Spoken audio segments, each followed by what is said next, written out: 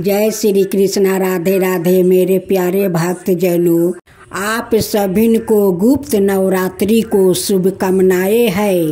सभिन माँ मिल कर आप सभिन को इच्छाएं पूरा करे। मैं सभिन माँ से कामनाएं करती हूँ कि सभिन भक्तों के इच्छा पूरा करे। जितने भक्त जनों इस गुप्त नवरात्रि को उपवास करते हैं, श्रद्धा भक्ति से पूजा करते हैं, उन सभिन को माताएं जरूर इच्छा पूरा करेगी, ये मेरा पूरा विश्वास है। राधे भक्त जनों, आज आप सुनेंगे गुप्त नवरात्रि की व्रत कथा। प्रत्यक्ष नवरात्रि जहाँ चैत्र माहे और आश्विन माहे में मनाई जाती है, वही गुप्त नवरात्रि माघ माहे और आषाढ़ माहे में मनाई जाती है। नवरात्रि एक संस्कृत शब्दों है जिसका अर्थ होता है 9 रातों का समय। इन 9 रातों और 10 दिनों के दौरान शक्ति यानी देवी की पूजा की जाती है। गुप्त नवरात्रि के पहला दिन माँ कालरात्रि की पूजा करने के लिए प्रातः काल उठ कर स्नान करे और साफ सुथरे वस्तु धारण करे। उसके बाद पूजा ग्रहण को गंगा जल से शुद्ध करे और नियम मंत्रों से माँ कालरात्रि का आह्वान करे। इसके बाद माँ कालरात्रि की पूजा फल फूल धूप दीप जौ अक्षत केले तिल पीली सरसों आदि से करे। पूजा के समय माँ काली चालीसा कवच स्तुति का पाठ और मंत्र जप अवश्य करे। अंत में आरती अर्चना करे। सुख समृद्धि और धन संपत्ति की कामना करे। दिन भर उपवास रखे। शाम में पूजा आरती के पश्चात फलाहार करे। माँ काली की पूजा निशकाल में होती है। अतः रात्रि के समय में माँ की उपासना और मंत्र जप अवश्य करे। पौराणिक कथा के अनुसार एक बार दारुक नाम के राक्षस ने ब्रह्मा जी को प्रसन्न करने के उनसे वरदान प्राप्ति करे देवताओं और ब्राह्मणों को सताना शुरू कर दिया। साथ ही स्वर्गलोक पर कब्जा कर लिया। जिसके बाद सभी देवता अपनी मिनती लेकर भगवान विष्णु और ब्रह्मा जी के पास गया। ब्रह्मा जी ने सभी देवताओं को बताया कि इस दुष्ट का संहार एक स्त्री के द्वारा ही हो सकता है। यह सुनकर सभी देवता भगवान शिव के पास गया और उन्होंने भगवान शिव को पूरी बात बताई। देवताओं की बातों को सुनने के बाद भगवान शिव ने माता पार्वती की ओर देखा। माता पार्वती इस पर मुस्कुराई और अपना एक अंश भगवान शिव में प्रवाहित कर दिया। जिसके बाद भगवान शिव के कंठ से विष से उस अंश ने अपना आकार धारण किया। उसके बाद भगवान शिव ने अपना तीसरा नेत्र खोल दिया। उसके इस नेत्र से विकराल रूप वाली माँ काली उत्पन्न हुई। माँ काली के लालट में तीसरा नेत्र और चंद्र रेखा थी। माँ काली के भयंकर वो विशाल रूप को देख देवता सिद्ध लोग भागने लगे। उसके बाद माँ काली का दारुक और उसकी सेना के साथ भयंकर युद्ध हुआ। माँ काली ने सभी का वध कर दिया, लेकिन माँ काली का क्रोध शांत नहीं हुआ और माँ काली के इस क्रोध से संसार भी जलने लगा। यह सब देख भगवान शिव ने एक बालक रूप धारण किया और शमशान में लेटकर रोने लगे। जिसके बाद माँ काली उन्हें देखकर मोहित हो गई। इसके बाद माँ काली ने बालक रूपी भगवान शिव को अपने गले से लगाकर अपना दूध पिलाया, जिसके बाद उनका क्रोध भी शांत हो गया। कृष्णा राधे राधे। मेरे प्यारे भक्त जैनों, आज आप सुनेंगे गुप्त नवरात्रि का आज दूसरा दिन है, जो माँ तारा देवी की व्रत कथा। गुप्त नवरात्रि का आज दूसरा दिन है, जो माँ तारा देवी को समर्पित है। पौराणिक कथाओं के अनुसार इस दिन अघोरी विशेष रूप से महाविद्या तारा को प्रसन्न करने के लिए पूजा करते हैं। महर्षि वशिष्ठ ने सबसे पहले इनकी आराधना की थी। शत्रुओं का नाश करने वाली माँ तारा सदाए रूप ईश्वर की देवी मानी जाती है। साथ ही अथर्क उन्नति भोग और मोक्ष दोनों प्रदान करने वाली भी है। तारापीठ में देवी सती के नेत्र गिरे थे, इसलिए इस स्थान को नयन तारा भी कहा जाता है। यह पीठ पश्चिम बंगाल के बीरभूम में स्थित है। यह अनाय कथा के अनुसार माना जाता है कि तारा देवी राजा दक्ष की दूसरी पुत्री थी, जिनका मंदिर शिमला से 13 किमी दूर सोगी में स्थित है। शास्त्रों के अनुसार लंकापति रावण ने भी माँ तारा की उपासना की थी। साथ ही माता तारा देवी को लेकर यह भी मानता है कि जिनका उद्धार भगवान शिव भी नहीं कर पाते, उन भक्तों का उद्धार भी माँ तारा देवी करती है। माँ तारा की पूजा के कोई विशेष नियम नहीं होते हैं, लेकिन यह मानता है कि यदि कोई व्यक्ति पूरी श्रद्धा से माँ तारा देवी की पूजा करता है, तो माता भक्तों की पुकार सुनकर उनका उद्धार अवश्य करती है। माँ तारा की साधना करने से धन संबंधी सभी समस्याओं दूर हो जाती है और साथ ही दिव्या सिद्धि भी प्राप्ति होती है। माँ तारा की पूजा हमेशा एकांत कक्ष में ही करें। जिस स्थान पर आप पूजा करें, वहाँ आपके अलावा कोई भी अन्य व्यक्ति मौजूद ना हो। माँ तारा की पूजा करने से पहले स्नान करें। इसके पश्चात एक सफ़ेद रंग की धोती धारण करें। माँ तारा की पूजा हमेशा रात्रि के समय ही की जाती है, इसलिए माँ तारा की पूजा हमेशा अर्धरात्रि में ही करें। माँ तारा देवी की पूजा करते समय पश्चिम दिशा की ओर मुख करके बैठे। पूजा करने वाली चौकी पर गंगा जल छिड़क कर उसे शुद्ध कर ले। चौकी पर गुलाबी रंग का कपड़ा बिछाए और गुलाब के फूल रखे और तारा यंत्र की स्थापना कर यंत्र के चारों ओर चावल की ढेरियाँ बनाए। चावल की चारों ढेरियों पर एक एक लवंग रखने के बाद तारा यंत्र के सामने घी का दीपक जलाए और मंत्र जप करे। श्रद्धा पूर्वक माँ तारा की कथा सुने। कथा सुनने के बाद आरती करे।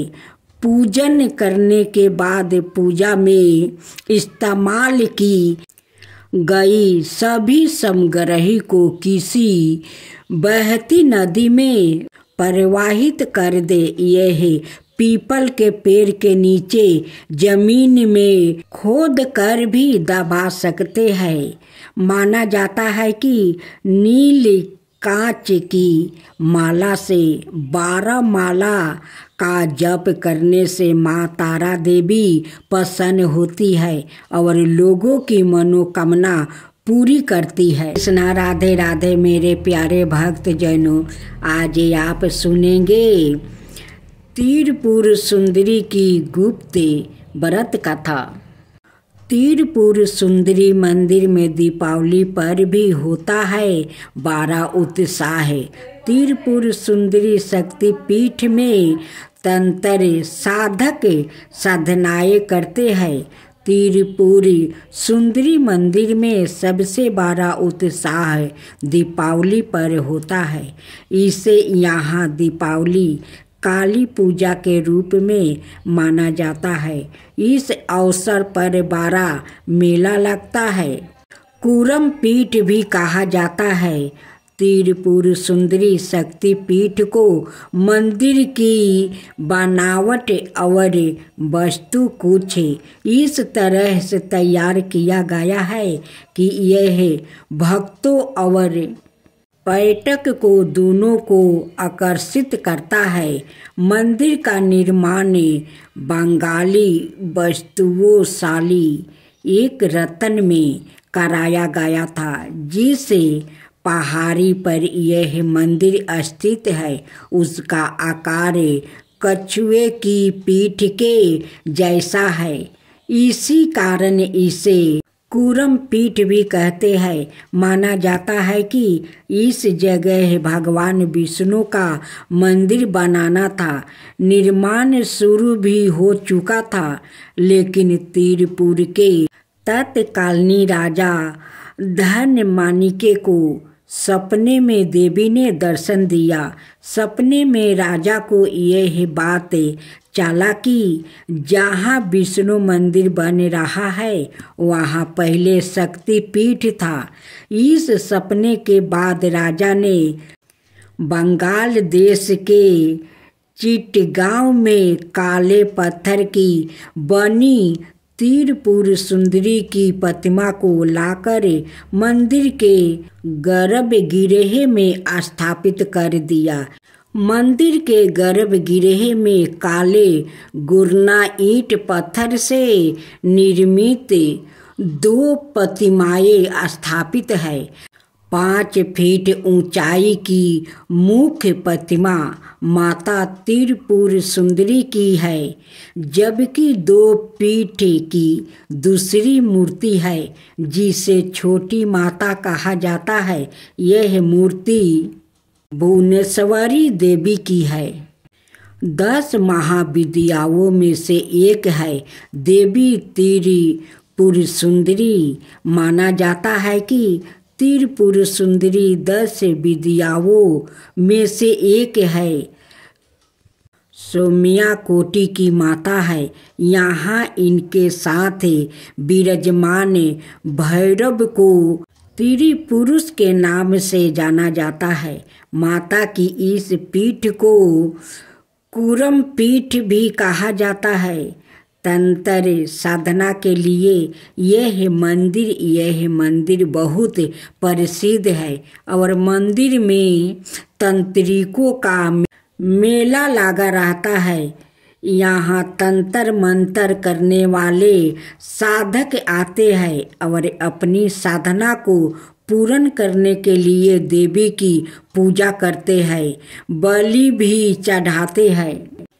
मंदिर के पास कल्याण सागर सरोवर, मंदिर के पास ही कल्याण सागर के नाम से एक सरोवर है। इस सरोवर में मछलियों के साथ अनगिनत कछुआ भी रहते हैं। इन कछुओं के कारण भी इस मंदिर को कूरम पीठ कहा जाता है। लोग यहाँ आते हैं तो कछुओं और मछलियों को दाना जरूर खिलाते हैं। करीब 6.5 एकड़ में फैले कल्याण सागर सरोवर में दुर्लभ पोस्टमी कछुए, जिनकी खोल थोड़ी नरम होती है, तभी पाए जाते हैं। इन कछुआओं को बहुत पवित्र माना जाता है। श्रद्धालु इनकी पूजा भी करते हैं। इन्हें उबले हुए भात खिलाए जाते हैं। आम दिनों में ऐसे होती है पूजा। पुरोहित आशीष चक्रवर्ती कहते हैं, 5023 साल पहले नवरात्रि के समय जिस विधि से इस मंदिर में चंडी पूजा और पाठ होते थे, आज भी सब कुछ वैसा ही चल रहा है। सुबह 4 बजे मंदिर के पट खुलने से पहले माता को निद्रा से जगाया जाता है। फिर 5 देवताओं की पूजा होती है।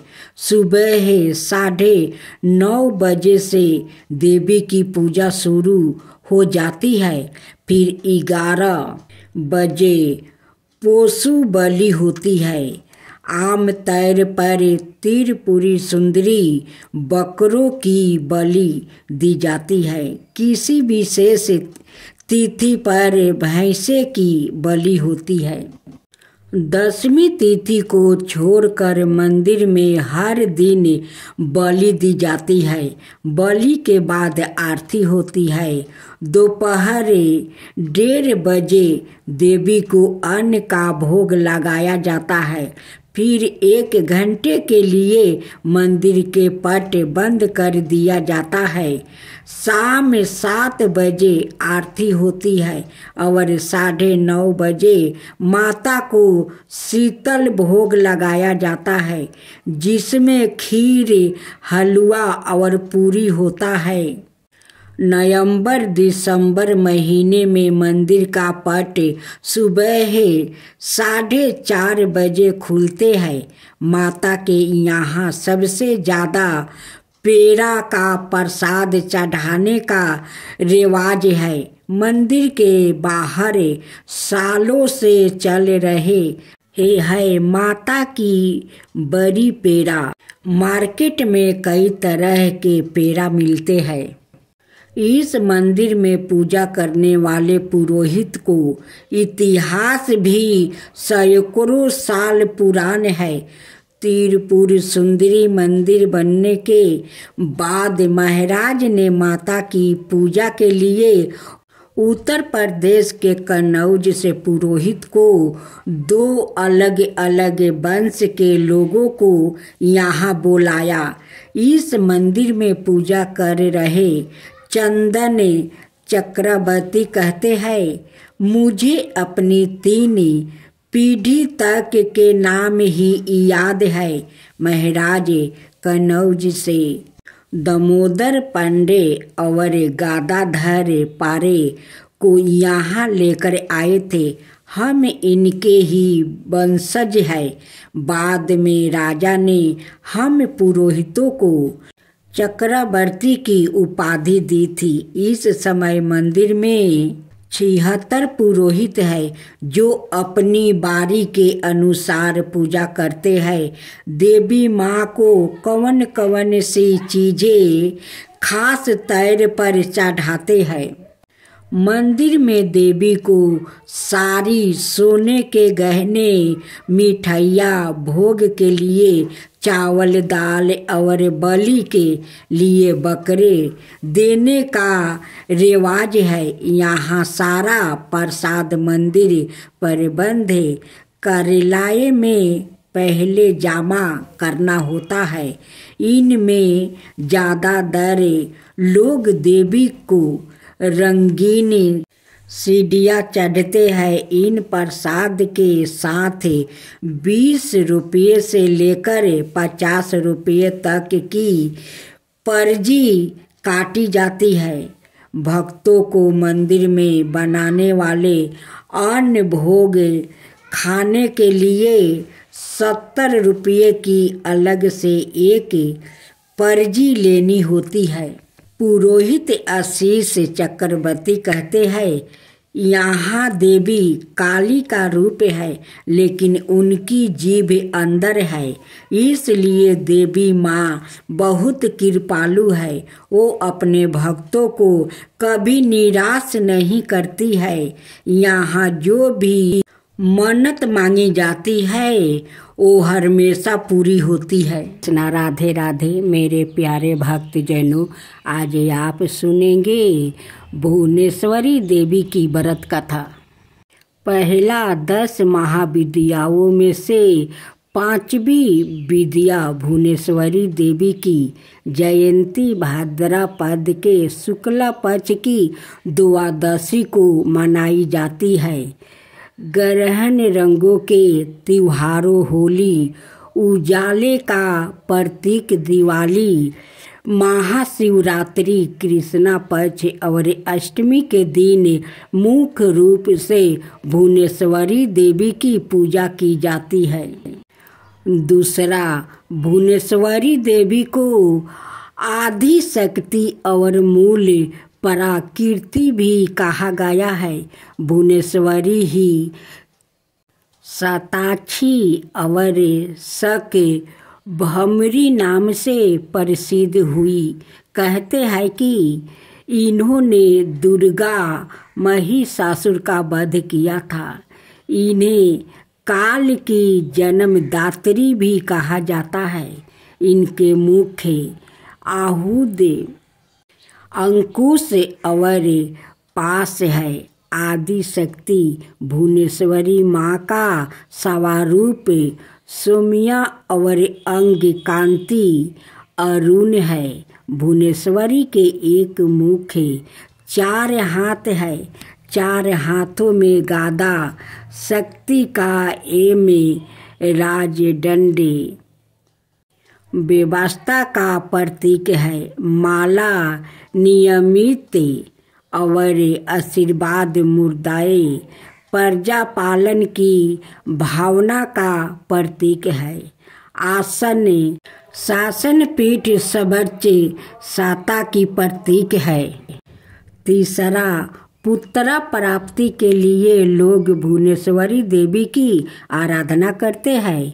भक्तों को अभय और सिद्धियां प्रदान करना इनका स्वाभाविक गुण है। चौथा, इस विद्याओं की आराधना से सूर्य के समान तेज और ऊर्जा प्रकट होने लगती है। ऐसा व्यक्ति अच्छे राजनीतिक पद पर आसानी हो सकता है। माता का आशीर्वाद मिलने से धन प्राप्ति होता है और संसार के सभी शक्ति स्वरूप महाबली उसका चरण स्पर्श करते हैं। पांचवा, भुवनेश्वरी माता का मंत्र स्फटिक की माला से 11 माला प्रतिदिन हीन भुवनेश्वरी हीन नाम मंत्र का जप कर सकते हैं। जप के नियम किसी जानकार से पूछे। राधे राधे मेरे प्यारे भक्त जैनों, आज आप सुनेंगे भैरवी माँ का गुप्त व्रत कथा। भैरवी माँ आद्य शक्ति के सबसे भयानक रूपों में से एक है। माँ का यह रूप भयभीत करने वाली है। इनकी कृपा भैरवी पूजा द्वारा प्राप्ति की जा सकती है। जानते हैं भैरवी पूजा के बारे में? भैरवी स्वरूप में देवी का सभी 10 महाविद्याओं में से 6ठा स्थान। इन्हें त्रिपुरी भैरवी भी कहा जाता है। त्रिपुर का अर्थ तीनों लोक, स्वर्ग, पृथ्वी और पाताल, और भैरवी का अर्थ विनाश होता है। तीनों लोगों में जो विंध्यवास की शक्ति है, उसे ही भैरवी कहा गया है। भैरवी देवी विनाश और विंध्यवास से संबंधित भगवान शिव की ही शक्ति है। भैरवी पूजा से आपके दुश्मनों का अंत होता है, वो आपको हानि नहीं पहुंचा सकते हैं। देवी का संबंधी विनाश से होते हुए भी वो अपने भक्तों के प्रति दयालु स्वभाव रखती है। भैरवी पूजा से आपका बुरा चाहने वाले लोगों का संपूर्ण नष्ट हो जाता है। इस पूजा द्वारा भैरवी को प्रसन्न करने से आपको इनकी कृपा दृष्टि प्राप्ति होती है। पूजा संपन्न करवाने के लिए जन्म तिथि, जन्म का समय, जन्म स्थान और गोत्रा आदि अवश्य दे।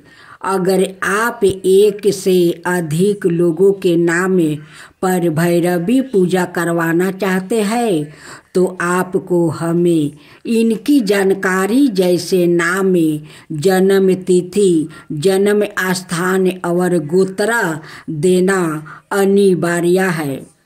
भैरवी पूजा करने के लिए सारी जानकारी हमें मिलने के बाद आपको पूजा की राशि का भुगतान कराना होगा। पूजा की राशि अदा करने के बाद हम आपको भैरवी पूजा का मुहूर्त बताएंगे। भैरवी पूजा कितनी अवधि तक होगी और पूजा में कितने पंडित शामिल होंगे, यह सब जानकारी आपको भैरवी पूजा से पहले दी जाती है। भैरवी पूजा समाप्त होने के बाद पूजा का प्रसाद आपके दिए हुए घर के एड्रेस पर पहुंचा दिया जाता है। भैरवी पूजा द्वारा भैरवी को प्रसन्न करने और भैरवी पूजा संपन्न कराने के लिए आप हमें कॉल कर जानकारी प्राप्ति कर सकते हैं। मेरे प्यारे भक्तजनों, आज आप सुनेंगे छिन्नमस्तक कालिका व्रत कथा। गुप्त नवरात्रि में विद्या की 10 महादेवियों की पूजा उपासना की जाती है। ये 10 महादेवियों माँ तारा, माँ त्रिपुर सुंदरी, माँ भुवनेश्वरी, माँ छिन्नमस्तक, माँ काली, माँ त्रिपुर भैरवी, माँ धूमावती, माँ बंगालमुखी, माँ मतंगी, माँ कमला है। इनमें छठी देवी छिन्नमस्तक है। हिंदी पंचांग के अनुसार वैशाख महीने में छिन्नमस्तक जयंती मनाई जाती है। यही गुप्त नवरात्रि में भी माँ छिन्नमस्तक की पूजा उपासना की जाती है। संतान शास्त्रों में माँ को सबर सिद्धि पूर्ण करने वाली अधिस्त्री कहा जाता है। माँ की श्रद्धापूर्वक पूजा करने से साधक की सभी मनोकामना पूर्ण होती है। आइए माँ छिन्नमस्तक की उत्पत्ति की कथा जानते हैं। किंवदंती है, एक बार माँ भगवती मंदाकिनी नदी में अपनी सहचारियों के संग स्नान ध्यान कर रही थी। उसी समय माँ की सहचारियों को तीव्र गति से भूख लगी थी। भूख की पीड़ा के चलते दोनों सहचारियों का चेहरा मलिन हो गया। जब दोनों को भोजन हेतु कुछ नहीं मिला तो उन्होंने माता से भोजन की व्यवस्था करने की याचना की। सहचारियों की मांग को सुनकर माँ बोली, हे सहचारियों, आप थोड़ा धैर्य रखो। स्नान करने के पश्चात आपके भोजन की व्यवस्था की जाएगी। हालांकि दोनों सखी तत्काल भोजन प्रबंध करने की मांग करने लगी। माँ भगवती ने तत्काल अपने खंजर से अपना सिर काट लिया। तत्क्षण माँ भगवती का काटा सिर उनके बाएं हाथे में आ गिरा। इससे रक्त की 3 धाराएं निकली। 2 धाराओं से सहचारियों आहार ग्रहण करने लगी। वही तीसरी रक्त धारा से माँ सवाए रक्त पान करने लगी। उसी समय माँ छीन मस्तक का प्रादुर्भाव हुआ। तंत्र मंत्र सीखने वाले साधकों के लिए गुप्त नवरात्रि का विशेष महत्व है। माँ की पूजा हेतु पूर्व से ही साधक तैयारियां करने लगते हैं। पूजा घर की साफ सफाई की जाती है। मंदिरों को सजाया जाता है। गुप्त नवरात्रि के 9 दिनों तक उत्साह जैसे महलों रहता है। माँ को साधकों को चिंतापूर्णी भी कहते हैं। इसका भावार्थ यह है कि माँ चिंताओं को हर लेती है। ऐसे मानता है कि माता के दरबार में सच्ची श्रद्धा और भक्ति से जाने वाले भक्तों की मनोकामना अवश्य पूर्ण होती है। मेरे प्यारे भक्त जैनों, आज आप सुनेंगे माँ धूमावती की व्रत कथा। माँ धूमावती के परकटाए से संबंधित कथाएं अनूठी है। पहली कहानी तो यह है कि जब सती ने पिता के यज्ञ में स्वच्छ से सवाए को जलाकर भस्म कर दिया तो उनके जलते हुए शरीर से जो धुआं निकला उसे धूमावती का जन्म हुआ। इसलिए वो हमेशा उदास रहती है। यानी धूमावती धुएं के रूप में सती का भौतिक स्वरूप है। सती का जो कुछ बचा रहा उदास धुआं।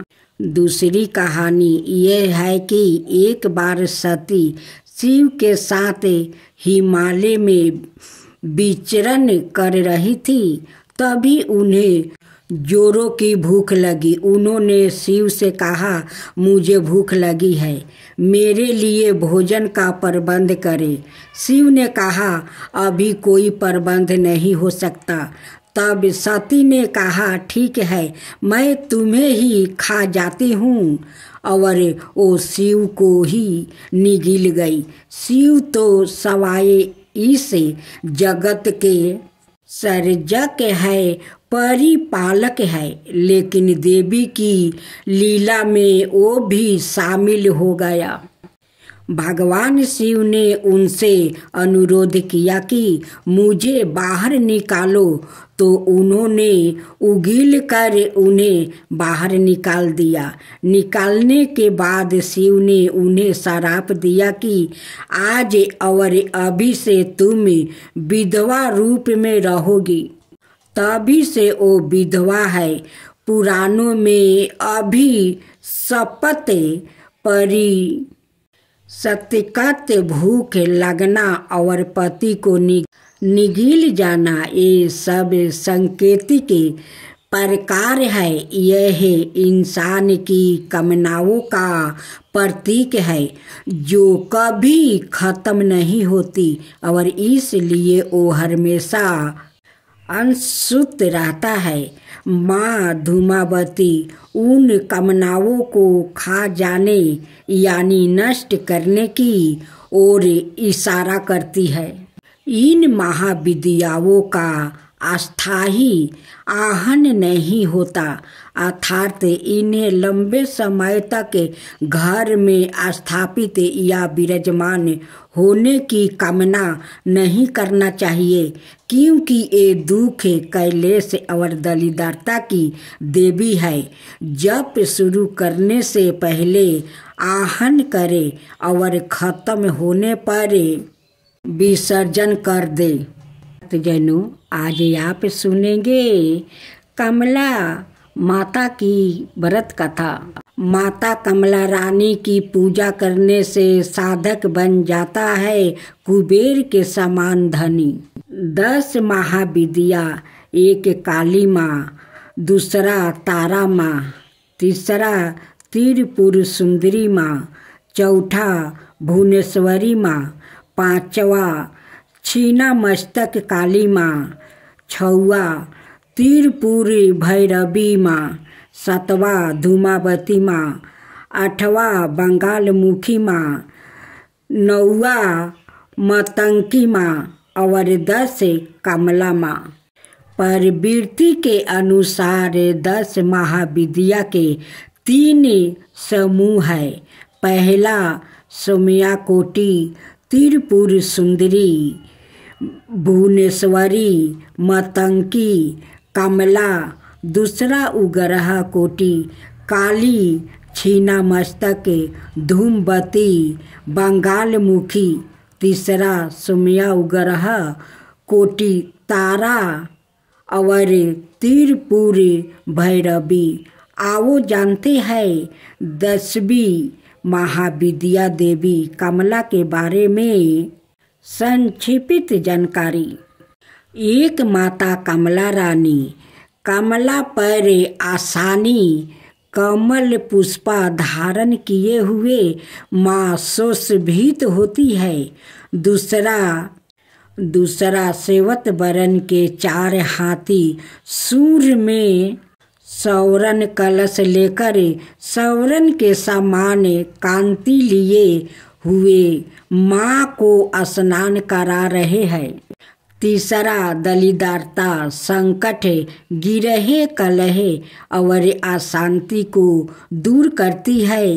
कमला रानी इनकी सेवा और भक्ति से व्याकुत सुख और समृद्धि पूर्ण रह कर शांतिमय जीवन बिताता है।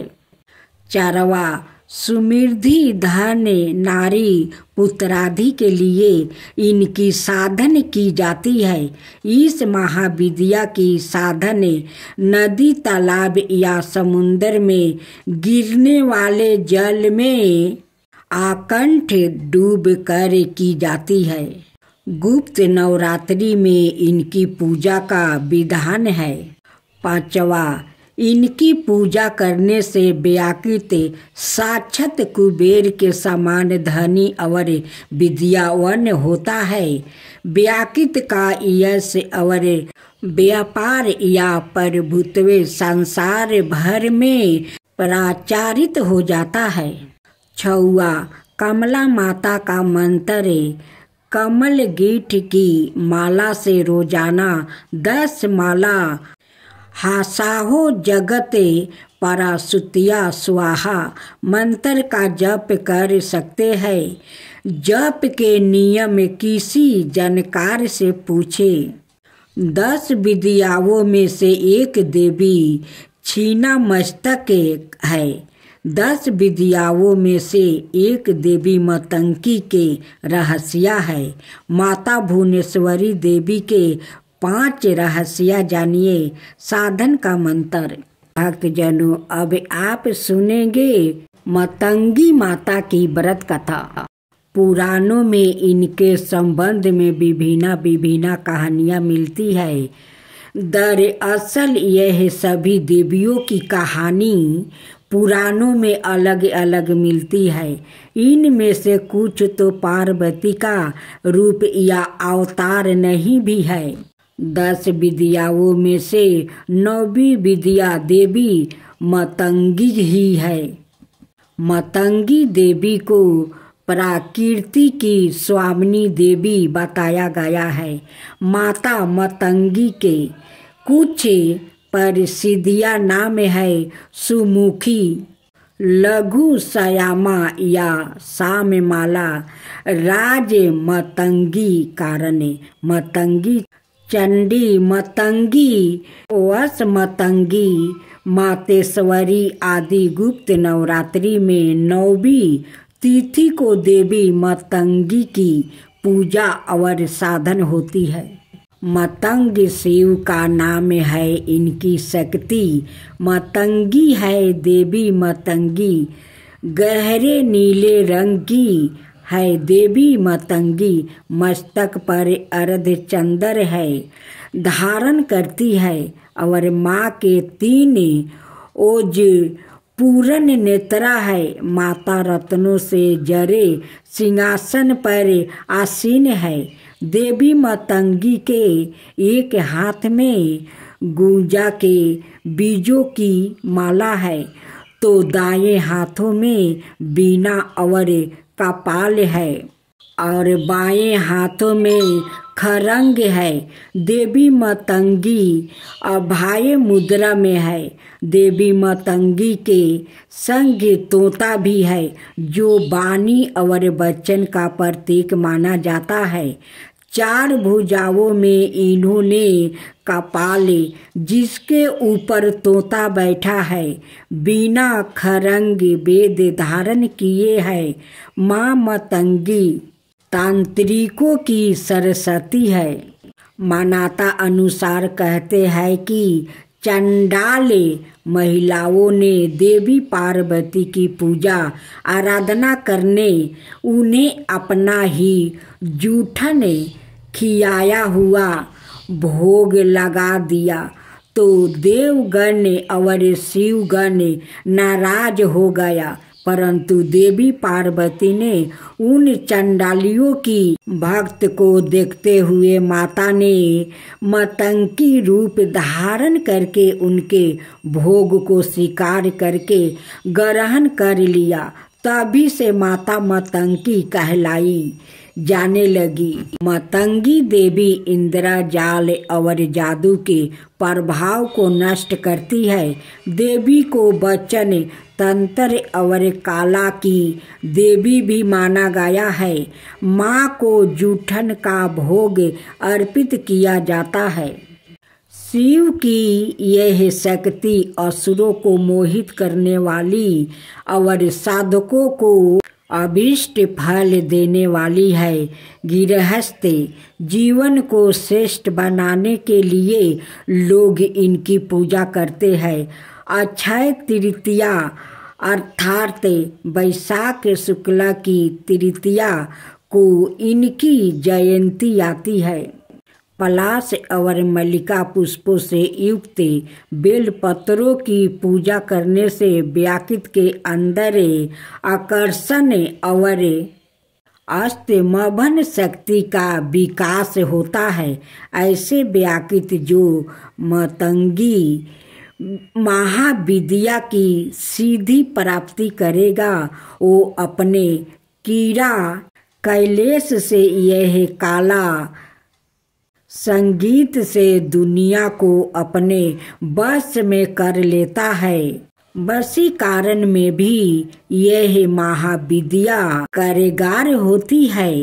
मतंगी माता का मंत्र स्फटिक की माला से 12 माला कहते हैं कि देवी मतंगी हनुमान जी और शराबी के गुरु मतंग ऋषि की पुत्री थी। मतंग ऋषि के यहाँ माता दुर्गा के आशीर्वाद से जिस कन्या का जन्म हुआ था वो मतंगी देवी थी। यह देवी भारत के आदिवासियों की देवी है। 10 विद्याओं में से एक तारा और मतंग देवी की आराधना बौद्ध धर्म में भी की जाती है। बौद्ध धर्म में मतंगी को मातागिरी कहते हैं भारत के गुजरात, महाराष्ट्र, कर्नाटक, केरला आदि राज्यों में मतंग समाज के लोग आज भी विद्यमान है। मानता है अनुसार मतंग समाज, मेघवाला समाज और किरात समाज के लोग के पूर्वजों मतंग ऋषि ही थे। उल्लेखनीय है कि कर्नाटक में पंपा सरोवर के पास मतंग ऋषि का आश्रम है, जहाँ हनुमान जी का जन्म हुआ था। देवी मतंगी की स्तुति शाम बरन तिरी नैना, मस्तक पर चंद्रमा, चतुर्भुजा दिव्या अस्त्र लिए, रतन भूषण धारणी, गज गामिनी, महाचंडालिनी माँ मतंगना। राधे राधे मेरे प्यारे भक्त जैनों, आज आप सुनेंगे गुप्त नवरात्रि की कमला रानी की व्रत कथा। माता कमला रानी कमल पर आसीन, कमल पुष्प धारण किए हुए माँ सुशोभित होती है।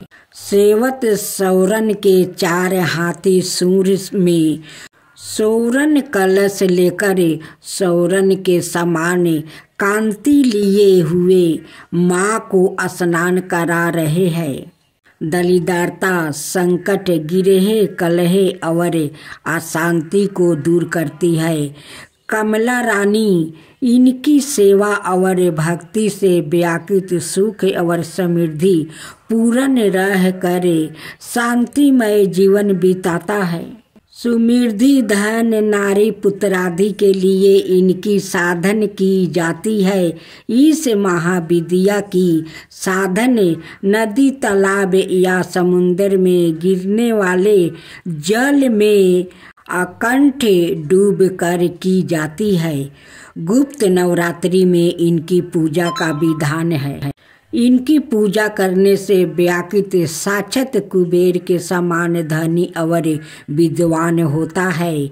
व्याकृत का यश और व्यापार या प्रभुत्व संसार भर में प्रचारित हो जाता है। कमला माता का मंत्र कमल गांठे की माला से रोजाना 10 माला हसो जगत पर सुतिया स्वाहा मंत्र का जप कर सकते हैं। जप के नियम किसी जानकार से पूछे।